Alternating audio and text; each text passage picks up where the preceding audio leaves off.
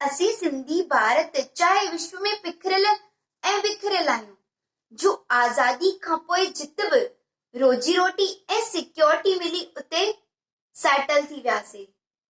जिते वसियासीं उतां जी भाषा ऐं संस्कृति अपनाइण उन वक़्तु असांजी मजबूरी बणिजी पई। पर वॾो नुक़सान असांखे तॾहिं थियो जॾहिं इहा मजबूरी असांजी आदत बणिजी पई।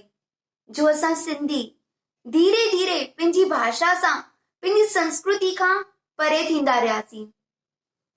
असां सिंधियुनि खे हिक ॿिए सां जोड़ण लाइ, असां सिंधियुनि में सिंधीपणे जो अहसास पैदा करण लाइ कई कोशिशूं थी रहियूं आहिनि।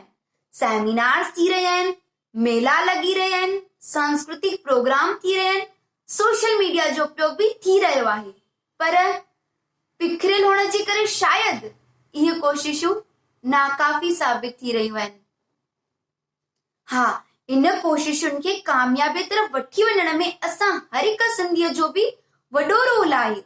असां बि पंहिंजे जाति खे जीअरी रखण लाइ योगदान ॾेई सघूं था। त पंहिंजे घर में, पंहिंजे रिश्तेदारनि सां, पंहिंजे दोस्तनि सां सिंधीअ में ॻाल्हायूं। जा इहा ॿोली आहे जा विश्व भर में बिखरियल सिंधियुनि खे हिक ॿिए सां जोड़े रखे थी। जिंद सां क़ौम रहंदी जंहिंजी ज़ुबान सिंधी।